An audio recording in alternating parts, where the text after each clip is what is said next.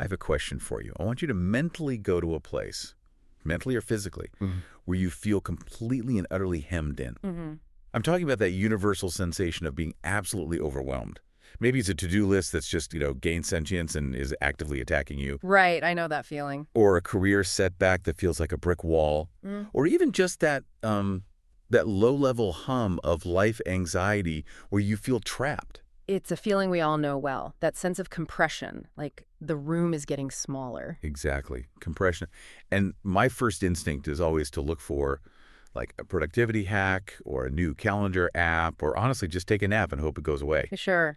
But today we're doing something a little different. We are looking at an ancient text that claims to be a kind of survival guide for these high-pressure situations. It really is a survival guide. We're taking a deep dive into Psalm 118. Now, you might know this as a religious text, something you hear in a quiet church or synagogue. Right. But when you actually unpack the source material, and we're looking at the King James Version and some modern applications, you realize this isn't some polite, gentle poem. It's a battle cry. It's intense, and our mission today is to extract the wisdom hidden in this song. We want to figure out how a text that's thousands of years old can actually strengthen our trust and help us navigate, the absolute chaos of modern life. Because the chaos hasn't gone away, it's just changed forms. It really has. And I think the key context to start with is that while this is technically a song of thanksgiving, it wasn't written by someone sitting on a beach sipping a drink. Right. It was written by someone who had been through the absolute ringer. This is someone singing because they survived, not because everything is perfect. That distinction is huge. It changes how you hear the whole thing. So let's get into it. The text opens with something that, at first glance, looks a bit repetitive. I'm talking verses 1 through 4. Right. It focuses on this one phrase, his mercy endureth forever. But it's not just said once. No, it's relentless.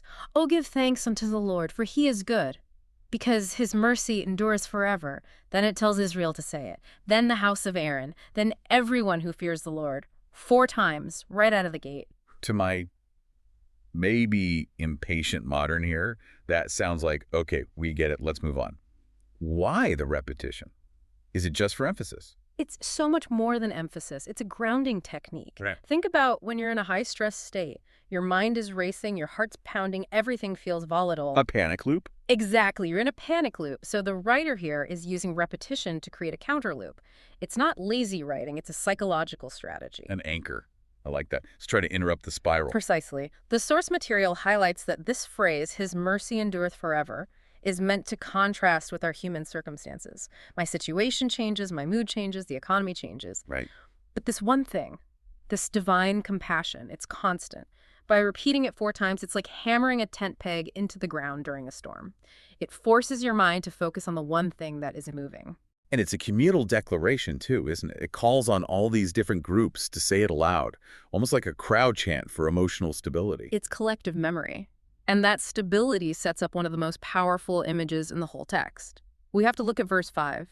This is where the writer describes his situation. Verse 5 says, I called upon the Lord in distress. The Lord answered me and set me in a large place. That phrase, in distress, is fascinating. In the original language, the word often conveys this idea of tightness, being confined, being squeezed into a corner. Oh, wow. It's that physical sensation of anxiety where your chest feels tight and you can't catch your breath. That is so visceral. And the answer isn't just calm down. It's being set in a large place. Right. The contrast is spatial. The writer goes from feeling trapped and hemmed in to feeling expansive, free. It's a psychological shift from confinement to capacity. The act of calling out is what moves you from the tight corner to the open field. That is such a vivid way to describe relief. I think we all want that large place feeling. But, and here's where it gets really interesting, the text doesn't stay there. It immediately throws us into some pretty terrifying imagery. It does. It gets very graphic, very fast. I'm talking about verses 10 through 12. The writer talks about being compassed about, surrounded. But the specific image in verse 12 is, it's bees. They compass me about like bees. It's a nightmare scenario, right? It is. And I think anyone who's ever felt anxiety can relate to that bees metaphor. Because usually stress isn't one giant dragon attacking you. It's rarely one big thing. It's 1,000 little things. That is a perfect analogy for modern stress. It's the swarm. The emails pinging, the notifications, the deadlines, the worries. Individually, a bee sting hurts. but it's manageable. A swarm. A swarm is disorienting. You can't fight a swarm with a sword. You just end up flailing. Exactly, you can't focus. But the writer doesn't stop there. He uses another image in the same verse to describe how these threats end. He says, they are quenched as the fire of thorns. The fire of thorns. Okay, for those of us who aren't, experts in ancient botany, what does a fire of thorns look like? This is such a critical insight. Have you ever seen dry brush catch fire? I can imagine it, like really dry, brittle stuff. Exactly. A fire of thorns is incredibly dramatic. It flares up instantly. It crackles, it pops, it's incredibly hot and bright, and it looks terrifying. An inferno. It looks like an inferno, but, and this is the key, because thorns have no substance, no mass, it burns out almost as fast as it starts. So it's a flash of the pan. It's a flash. It's quenched quickly. The insight here is that the writer is categorizing his problems. Yes, they swarm like bees. Yes, they look like a terrifying fire, but they are temporary. They look worse than they are. That's a powerful reframing, because when you're in a crisis, it feels infinite. It feels like it will burn forever. But he's saying, no, this is a thorn fire. It's loud, but it's going to burn out. And his confidence comes from the name of the Lord. That's what puts the threat in perspective. It shrinks the monster down to size. Okay, so we've got the swarm and the flash fire. Now let's talk about where we look for help when the fire starts. Because verses 8 and 9 make a very specific argument about trust that, honestly, goes against a lot of our instincts. This is really the core argument of the whole deep dive. Verse 8, it is better to trust in the Lord than to put confidence in man. And then verse 9 goes a step further, than to put confidence in princes. Princes. Okay, most of us aren't hanging out with royalty. In a modern context, who are the princes? Think of princes as anyone with structural power. So politicians, CEOs, financial institutions, the gatekeepers in your industry, the people or systems we look to for security. Right. We think, if I just get that job, if I just impress that boss, if the government passes that law, I'll be safe. We outsource our stability. We do, and the psalm is a massive reality check. It's saying human guarantees are fragile. Princes are just people. They change their minds. They lose power. They fail.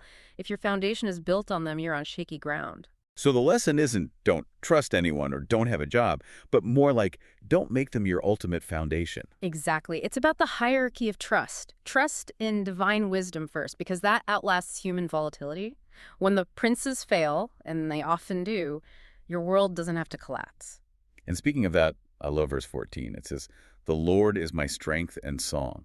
We always hear about God as strength, the rock, the shield, but song, that feels different. It's beautiful, isn't it? Strength is the ability to endure, to get through the battle, but song implies joy. It implies creativity. It implies that God isn't just the bunker you hide in. He's the reason you have hope again. He's the music that comes back after the noise dies down. Right. It suggests a relationship that is vibrant, not just functional. Strength gets you through the night. Song gets you up in the morning.